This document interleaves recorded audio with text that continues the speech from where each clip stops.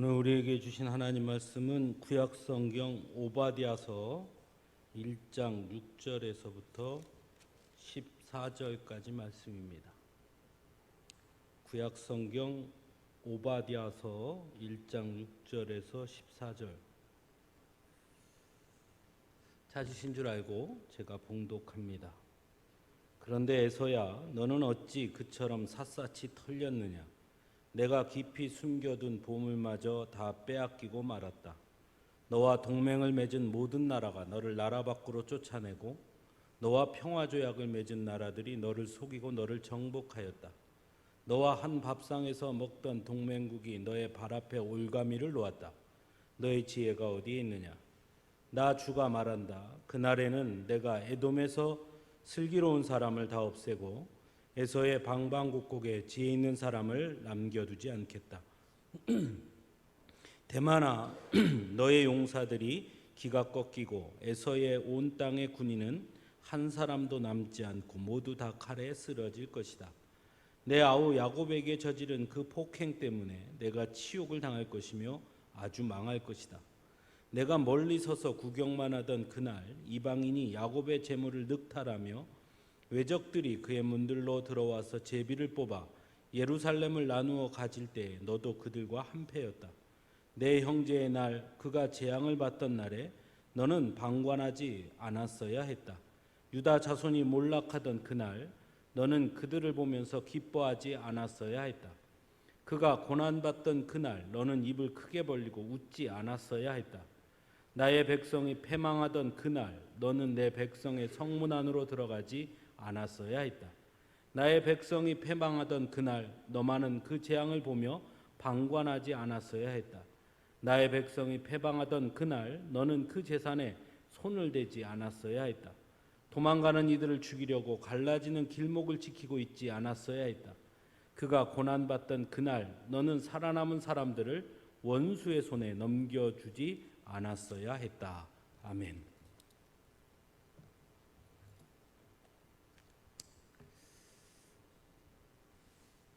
흔히 인간을 말할 때 사회적 동물이다 이렇게 말하지요.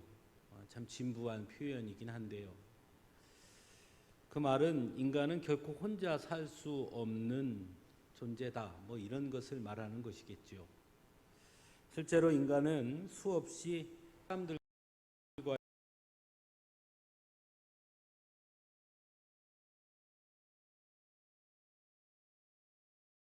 관계 속에서 삶을 살아가게 됩니다. 지금도 우리는 옆에 보면 옆에 있는 사람들과 이렇게 이 모양 저 모양으로 부딪히고 얽히면서 살아가게 되죠. 그런 의미에서 보면 어떻게 보면 건강하게 산다는 것은 곧 함께 살아가는 타인들과의 관계가 건강한 것이라고 말할 수도 있을 것입니다.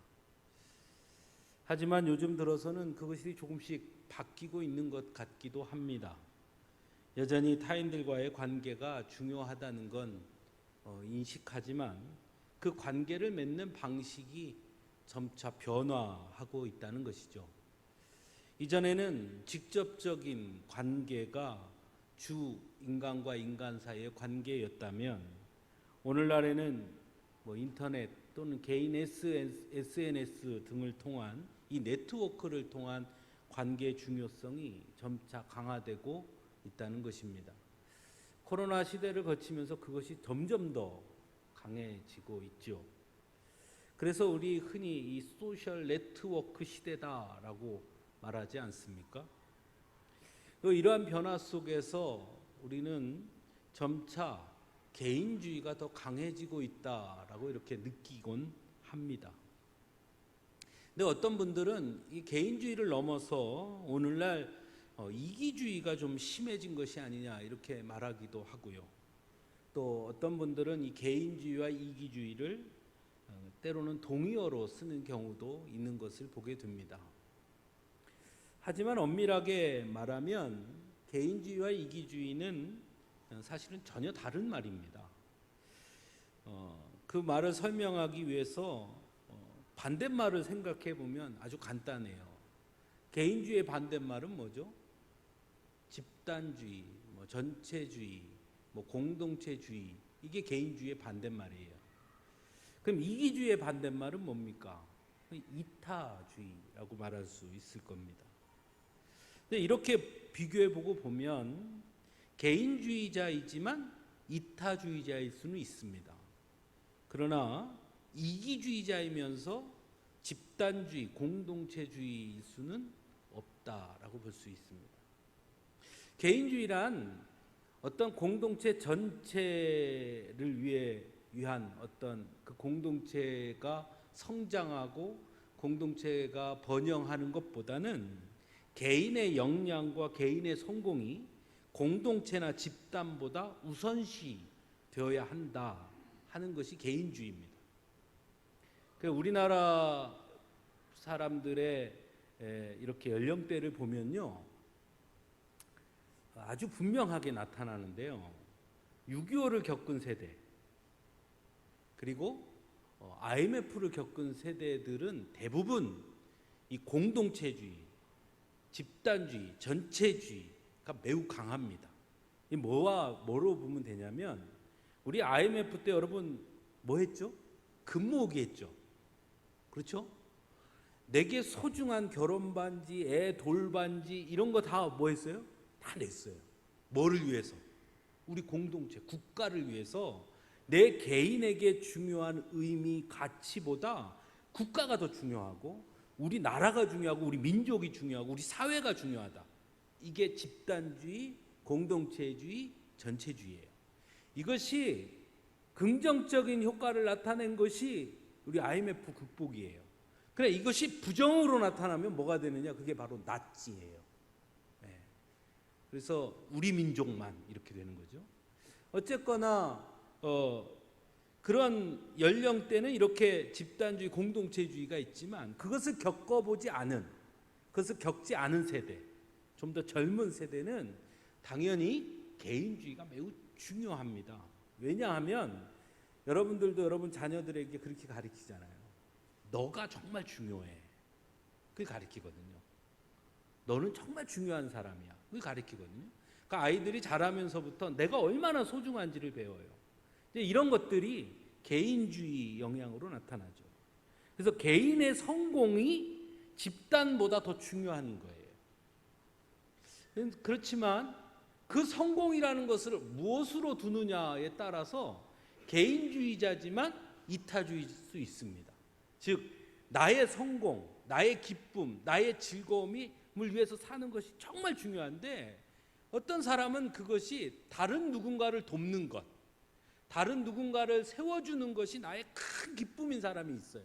그 사람은 개인주의, 내가 중요하지만 그러나 나를 위해서 남을 돕는, 그래서 겉으로 보기에는 이타주의자처럼 보이기도 한다는 겁니다. 반면에 이기주의는 어떤 겁니까? 모든 일에 무조건 내게 이익이 돼야 돼요. 나의 이익이 가장 중요한 것이죠. 그래서 이기주의자는 결코 이타주의자일 수가 없는 겁니다. 왜? 내 이익이 제일 중요하니까. 기독교 신앙은 기본적으로 공동체주의가 강합니다. 그래서 이렇게 교회를 세우고 함께 모여 예배하고 뭐 이렇지 않습니까? 그러나 또 어떤 면에서는 기독교 신앙의 핵심에는 개인주의가 있습니다. 왜냐하면 기독교에서 가장 중요하게 말하는 구원은 철저하게 개인주의이기 때문이에요. 여기 함께 모여 예배하는 자리에 있다고 해서 저절로 구원받는 거 아니잖아요. 구원이라는 것은 하나님 앞에서 언제나 개인주의입니다. 하나님과 내가 만나서 하나님과 나와의 관계 속에서 또 하나님을 내가 어떻게 고백하고 어떻게 만나느냐가, 즉 하나님의 부르심과 구원은 철저하게 개인적이라는 것이죠. 그러나 이렇게 개인주의 성향이 있다고 할지는 몰라도 이기주의를 옹호하거나 받아들이지는 않습니다. 기독교는 철저하게 자신의 이익만을 추구하는 것을 경계합니다. 대표적인 것, 여러분 뭘 들 수 있을까요? 아간의 범죄입니다. 기억나시죠? 아간. 아이성 전투를 앞두고. 또 신약 성경에서 쉽게 떠올릴 수 있는 사건이 뭐가 있을까요? 예? 아나니아와 삽비라를 예를 들 수 있겠죠. 그들의 범죄는 한마디로 이기적이에요. 아간은 이스라엘 공동체보다 자기 개인을 추구했습니다라고 보면 개인주의입니다. 그러나 자기 개인을 어떻게 추구했느냐? 왜 추구했느냐? 내가 나의 역량을 드러내고 내 발전을 위해서가 아니라 내 이익을 추구했죠. 그래서 이기주의예요. 하나님은 그런 아간을 용서하지 않습니다. 근데 참 놀라운 것은 그 개인의 잘못인데 하나님은 아간 개인 아나니아와 삽비라는 어떻습니까? 겉으로 보기에는 공동체를 위하는 것 같았습니다. 하지만 그 내면에는 공동체 안에서 자신의 영향력을 키우고 인정받고자 하는 이기적인 욕망이 행한 행동이었습니다. 하나님은 그 역시도 그저 두지 아니하시고 즉각 징계하십니다.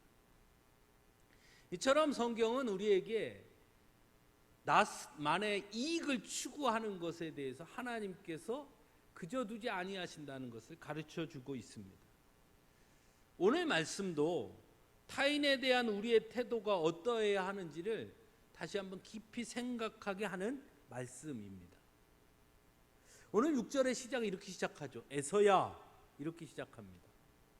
하지만 이것은 단순히 에서 개인을 말하는 것이 아니라 바로 에서의 자손인 에돔을 가리키는 말입니다. 흔히 이스라엘을 가리킬 때 야곱아 이렇게 부르는 것과 같은 것이죠. 그런데 이 오바댜 선지자를 통해서 이 에돔에게 전하신 하나님의 말씀은 너무 무시무시합니다. 왜냐하면 에돔이 철저하게 망하게 될 것이라고 말씀하고 있기 때문입니다. 오늘 본문에 보면 6절에서부터 쭉 보면 6절, 7절, 8절에 보면 이미 에돔이 망했어요. 그런데 그 뒤에 뭐라 그러면 더 망한다는 거예요. 완전히 망한다는 거예요. 그 이후 본문 10절에 아주 분명하게 말합니다. 내 아우 야곱에게 저지른 그 폭행 때문이다. 에돔 너희는 망할 거야. 이미 망했지. 더 망하게 될 거야. 왜? 내 아우 야곱에게 저지른 그 폭행 때문에 너희 망하게 될 거야. 이렇게 말씀하는 거예요. 그럼 도대체 에돔이 이스라엘, 즉 아우 야곱, 이스라엘에게 저지른 폭행이란 무엇일까? 오늘 본문에는 두 가지로 딱 나누어져 있습니다. 하나는 직접적인 폭행이에요. 그리고 또 하나는 간접적인 폭행이에요. 직접적인 폭행은 13절 14절에 보면 야곱의 재산에 손을 대었고 도망가는 이들을 죽이려고 갈라지는 길목을 지키고 있었고 살아남은 사람들을 원수의 손에 넘겨주었습니다. 그건 직접적이죠. 그래서 11절에서 하나님 뭐라 하냐면 에돔이 이스라엘 대적들과 한패였다라고 말합니다. 그러니까 이스라엘의 대적자들과 한패가 되어서 직접적으로 이스라엘을 괴롭혔다는 거예요. 이게 직접적 폭행이죠. 두 번째는 간접적 폭행이에요. 사실은 우리가 더 집중해야 할 것은 이 간접적 폭행입니다. 계속해서 똑같이 하는 말씀이 있습니다. 그건 뭐냐? 방관했다는 거예요. 야곱이 재앙을 받고 몰락할 때 그들은 방관했다는 거예요. 그저 두고 보고 있었다는 거예요. 한 발 더 나가서 기뻐하고 고난받는 야곱을 보며 입을 크게 벌리고 웃었다는 거예요. 우리말로 얘기하면 아이고 싸고지 다 했던 거예요. 아이고 고소하다. 아이고 저 망하는 거 보는데 속이 다 시원하네. 이렇게 했다는 거예요. 근데 하나님은 그것이 죄라는 거예요. 그것 때문에 에돔이 망하게 된다는 거예요. 왜 에돔은 그랬을까요? 앞에서 말한 것처럼 에돔의 조상이 누구라 그랬습니까? 에서요. 이스라엘의 조상은 누구예요? 야곱이요. 에서와 야곱 이야기 여러분 아시죠? 원래 야곱과 에서는 형제잖아요. 그렇죠? 형제예요. 하지만 문제가 생기죠. 배고픈 에서가 야곱한테 배고픈 거 면하려고 팥죽 한 그릇 먹기 위해서 아주 쉽게 장자권을 알았어 너 가져. 거기서 문제가 생기죠. 거기에서 큰 변고점이 생깁니다. 야곱은 형과 실제로 아버지를 속여서 장자가 받아야 될 축복을 가로챕니다. 에서가 그걸 알고 펄펄 날뛰죠. 내가 이거 반드시 죽이리라. 얼마나 그 형의 분노가 무서웠으면 도망가잖아요. 삼촌네 집으로. 물론 후에 삼촌 라반의 집에서 돌아온 야곱을 에서는 용서하고 서로 안고 화해합니다. 그럼 거기서 끝났으면 좋은데 그게 안 끝난 거예요. 당사자들은 해결이 됐는데 그 자식들은 계속 남는 거예요. 이스라엘이 잘 나가면 저거 원래 우리 아버지 거였는데 저거 원래 우리 할아버지 거였는데 저게 원래 우리 조상 거였는데 저것들이 갖고 가가지고 참 아이고 속상해라 그랬는데 어려움을 당한다니까 어떻게 해요? 아이고 고소하다. 이스라엘 자손을 바라보는 에돔 족속들은 무슨 생각했느냐? 우리 조상이 받아야 될 축복을 가로챈. 그래서 감정이 좋을 수가 없어요. 감정이 그들의 태도로 바뀌게 된 거죠. 인간적으로는 여러분 어때요? 이해가 되죠? 전 충분히 이해가 돼요. 제가 이 사건을 그대로 경험한 게 있어요. 바로 며칠 전에, 엊그제 일본의 전 총리 아베가 죽었잖아요. 그럼 어떻게 해야 돼요? 어찌해야 됩니까? 안타깝고 저 일본 어떻게 하면 좋을까? 아이 어떡하다 그랬어? 아이 그 나쁜 놈이네. 아이 백주대나지. 아이 이래야 되는데 솔직히 그게 안 되더라고요. 네. 머리로는 그래야 되는데 내 속에서는 아이고 그러다 이 말씀을 보니까 오메 내가 그랬구나.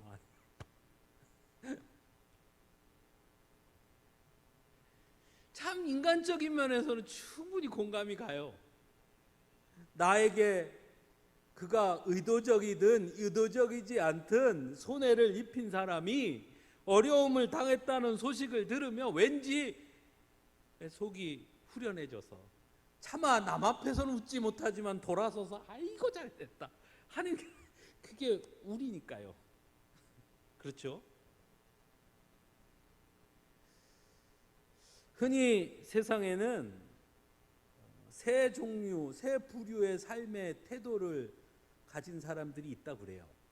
여러분들 다 아는 얘기예요. 하나는 매일 다른 사람에게 기대어서 살려고 하는 사람, 다른 사람의 도움만을 요청하고 그래서 다른 사람에게 피해만 주는 사람이 있고, 또 어떤 사람은 드물지만 언제나 다른 사람을 먼저 배려하고 다른 사람을 위해 사는 사람도 있을 것이고, 또 마지막으로 대부분 보통 사람들은 다른 사람에게 피해 주지 않고 그렇다고 너무 다른 사람을 위해서 살지도 않고 그저 가운데 이렇게 할 수 있으면 돕기도 하고 또 될 수 있으면 다른 사람에게 피해를 주지 않으려고 하는 그런 삶의 태도를 가진 사람이 있죠. 대부분의 사람들은 아마 이러한 태도를 가지고 살아가는 것이 아닌가 생각해 봅니다.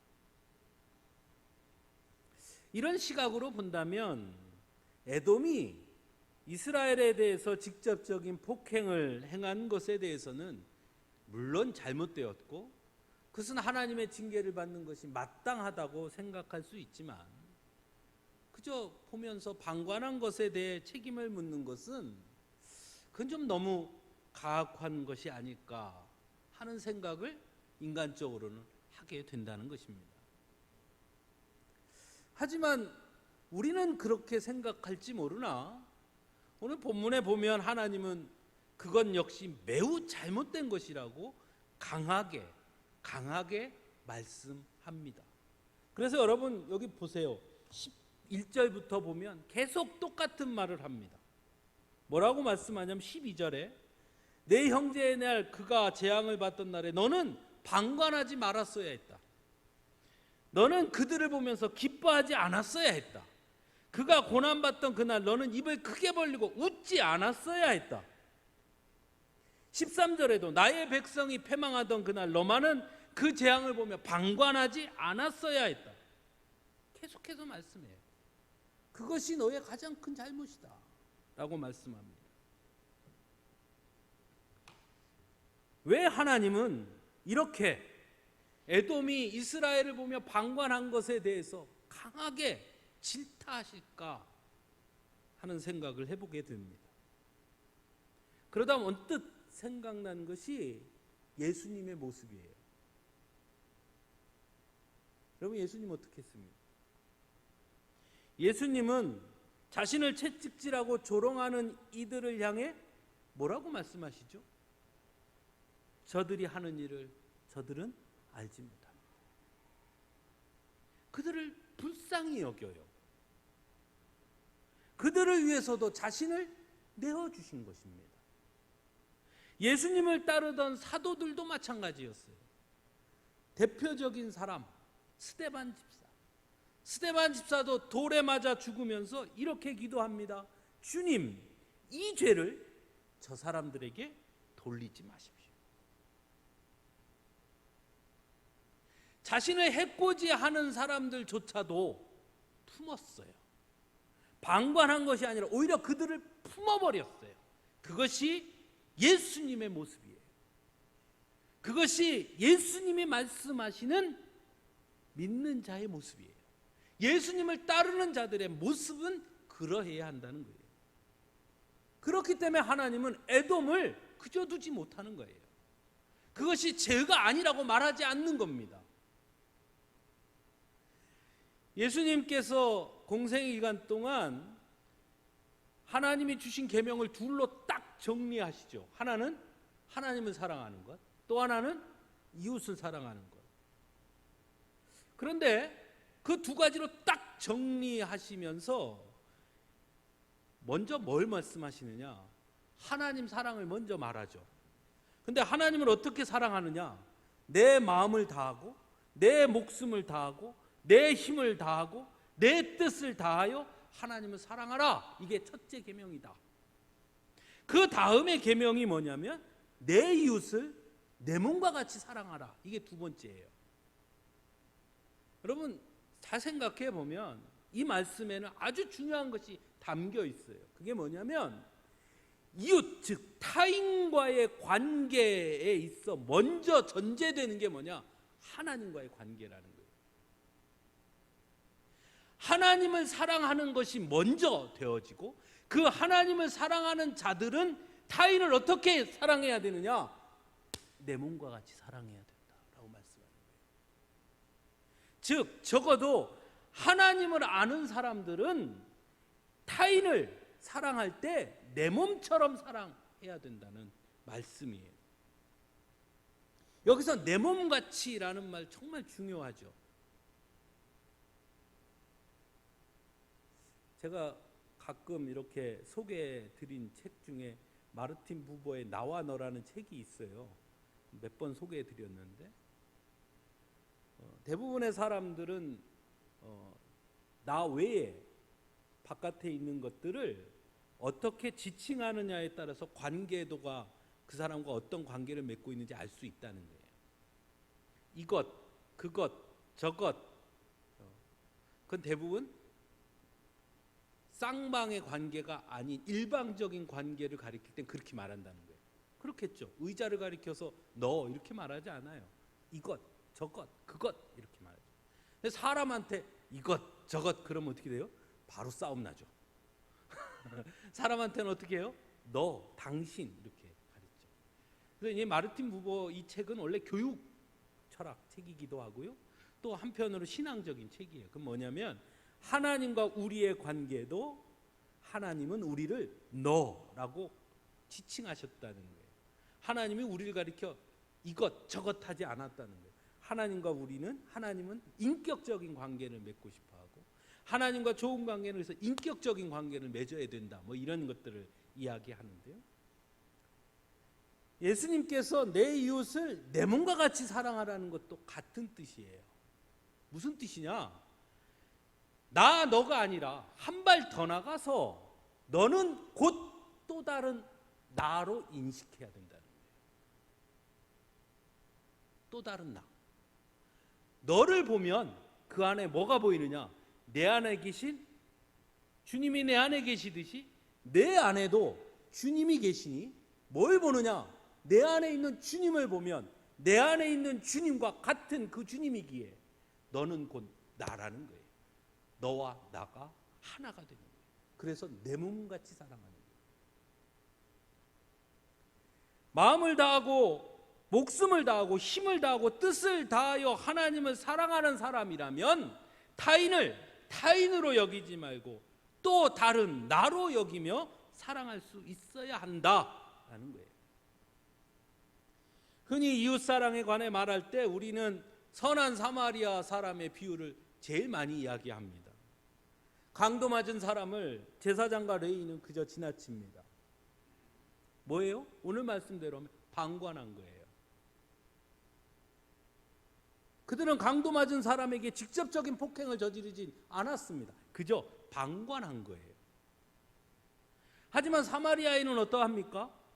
그는요, 강도 맞은 사람을 불쌍히 여겨서 자신의 수고를 아끼지 않습니다. 그 본문에 보면 상추에 올리브 기름과 포도주를 붓고 싸맨 다음에 자기 짐승에 태워서 여관으로 데리고 가서 돌보아주고 그 다음 날에는 2데나리온을 여관 주인에게 지불하고 강도 맞은 사람을 잘 돌봐줄 것을 당부하고는 혹시 비용이 더 들면 돌아오는 길에 내가 갚겠습니다 라고 말합니다. 도대체 강도 맞은 사람과 사마리아인이 무슨 관계인데요? 어떻게 그런 행동을 할 수 있었을까요? 강도 맞은 사람을 타인으로 여기지 않고 또 다른 나로 여겼기 때문이에요. 그럴 때 가능한 거예요.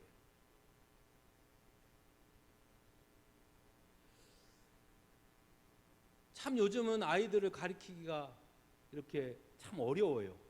저희 아이들한테도 참 이런 말을 하기가 어려워요. 야, 길 가다가 혹시 어려운 일을 당한 사람이 있으면 네가 좀 도와주고 해야 된다. 이 말하기가 참 무서워요. 예? 할머니가 야, 나 여기 가는데 길 어디야? 그래서 할머니 제가 그 길 알아요. 따라오세요 하고 골목으로 쑥 들어갔더니 납치해 가는 일도 생기고 길에 지갑이 떨어져 있어갖고 지갑을 주워가지고 경찰서에 갖다 주고 주인 찾아주라 했더니 주인이 뜩 나타나가지고 나 이 지갑에 100만 원이 있었는데 돈은 하나도 없고 지갑만 갖고 이건 돈 당신 갖고 간 거 아니야? 이래 덤태기를 쓰기도 하고. 그러니까 참 이거 돕기가 어려워요. 그래서 아이들한테 야, 누가 길 물어보면 절대 따라가서 가르쳐 주지 말고 그냥 거기서 이렇게만 해야지 괜히 앞장서서 가면 안 된다. 이렇게 해야 돼요. 참 어려워요. 또 우리가 누군가를 돕자라고 말할 때 우리가 항상 하는 전제가 있어요. 뭐냐? 할 수 있는 만큼. 내가 할 수 있는 만큼. 근데 내가 할 수 있는 만큼이라는 전제를 말한다는 것은 이미 상대방을 타인으로 여기고 있다는 거예요. 또 다른 나로 보지 않기 때문에 내가 할 수 있는 만큼. 그러나 예수님은 뭐라고 말씀하시느냐? 할 수 있는 만큼이 아니라 훨씬 뛰어넘어 나 자신을 위해 할 수 있는 만큼이에요. 남을 위해 할 수 있는 만큼이 아니라 나 자신을 위해 할 수 있는 만큼 사랑하라는 거예요. 그 한계를 무너뜨리는 겁니다. 그 대표적인 예는 초대교회의 모습을 보면 알 수 있어요. 빌립보 교회는 예루살렘 교회가 어렵다는 소식을 듣고 연보합니다. 즉 헌금을 모아서 보냅니다. 여러분, 빌립보 교회가 부유해서요? 아니에요. 예루살렘 교회가 어려웠기 때문이에요. 여기에 핵심이에요. 많은 사람들이 이웃을 사랑하려고 할 때 나를 먼저 생각해요. 그러다 보니 내 상황을 먼저 생각하게 돼요. 하지만 빌립보 교회 성도들은 자신들의 상황을 먼저 생각한 게 아니라 어려움 당한 예루살렘 교회를 먼저 생각한 거예요. 그래서 할 수 있었던 거예요. 열왕기상에 엘리야를 대접했던 사로밧 과부 여러분 기억하시죠? 사로밧 과부는 귀주에 밀가루가 한 줌 정도, 병에 기름이 몇 방울 남아있을 정도였어요. 그냥 그거 먹고 이제 오늘 콱 죽어버리려고 했어요. 마지막 남은 양식이에요. 근데 엘리야가 와가지고 뭐라냐? 그거 갖고 오라는 거예요. 다 가져다 줍니다. 어떤 일이 벌어지죠? 밀가루가 떨어지지 않고 병이 떨어지지 않았어요. 기름이 마르지 않았어요. 하나님이 채우셨어요. 오병이어 기적도 마찬가지예요. 거기 어린아이가 하나 등장하죠. 제자들은 뭐라 그럽니까? 예수님이 얘들 다 먹여라 그러니까 뭐라 그래요? 자신들이 가지고 있는 걸 먼저 생각합니다. 그래서 뭐라 그러느냐? 이 사람들 다 먹이려면 200데나리온의 떡이 있어야 되는데 그게 우리한테 어디 있어요? 이렇게 말해요. 그런데 어린아이는 뭐라 그래요? 자신이 가지고 있는 거 그냥 줍니다. 전부를. 이건 내 거예요. 나 배고파서 먹으라고 싸놓은 내 도시락이란 말이에요. 그거 줍니다. 5,000명이나 먹고 12강주리가 남습니다.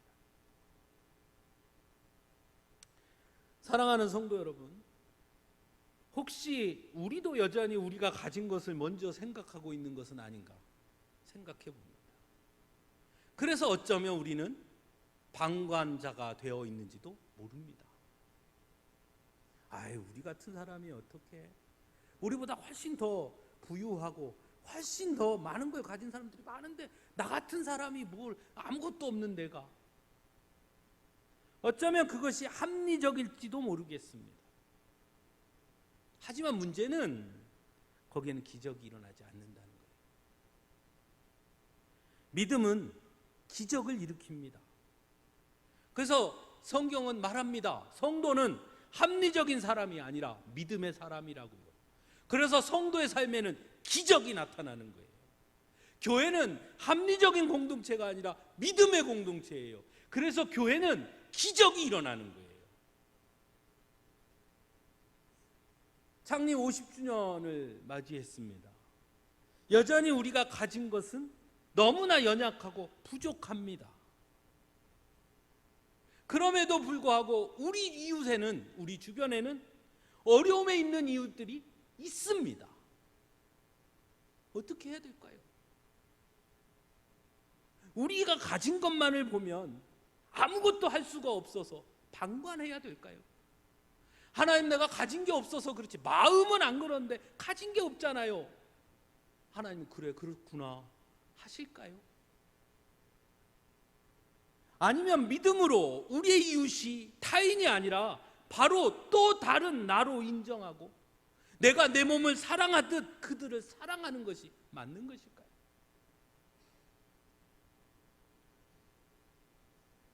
창립 50주년을 맞이해서 사랑의 쌀 나누기를 하자 한 것도 사실은 동일한 거예요. 우리 성도님들 중에 넉넉하지 않은 분들 훨씬 많은 거 잘 압니다. 하지만 그럼에도 불구하고 어려움을 당한 이웃들을 먼저 보자는 거예요. 그 사람들을 보자는 거예요. 그리고 예수님의 말씀대로 해보자는 거예요. 합리적인 판단으로는 어렵지만 믿음으로 동참해보자는 거예요. 정말 그 믿음 안에 하나님의 기적이 임하는가 하자는 거예요. 우리가 하는 만큼 하나님께서 채워주시리라고 저는 믿습니다. 뭐 그렇다고 뭐 엄청난 걸 뭐 빚을 내서 하라는 뜻도 아니잖아요.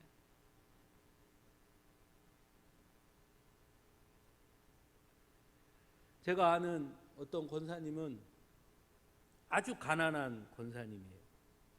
그래서 일주일에 매주일 교회 와서 헌금 하는 것조차 부담스러운 권사님이에요.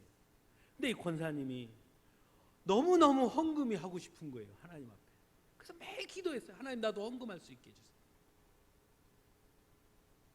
근데 이분이 너무 어렵다는 걸 알고 뭐 국가에서 하는 거 있잖아요. 기초생활 뭐 수급자 뭐 이게 됐어요.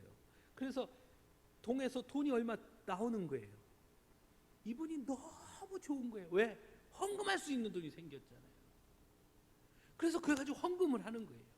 그러니까 주변에 있는 사람들이 말하는 거예요. 아이고, 당신 목구멍이 포도청인 사람이 뭔 그걸 가지고 얼마 된다고 그래서 헌금을 합니까? 그 권사님이 뭐라고 그러신지 아세요?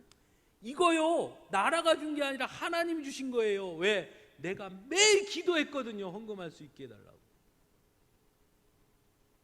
그리고 헌금하는 거예요.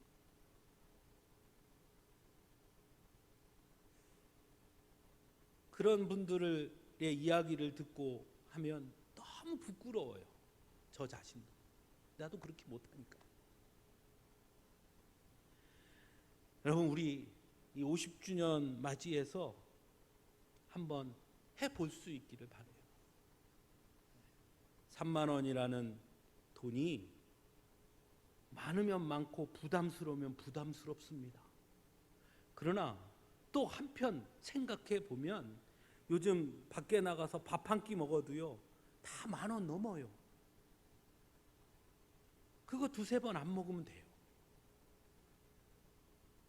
나를 생각하기보다 어려움을 당한 사람들을 먼저 돌아보면 할 수 있어요. 그렇게 하면 하나님이 그만큼 채워주신다고 저는 믿습니다. 우리 같이 동참해서 에돔이 이스라엘의 고통을 방관함으로 하나님 앞에 질타를 받은 그 자리에 적어도 우리는 잊지 말아야 하지 않겠습니까? 함께 기도하겠습니다.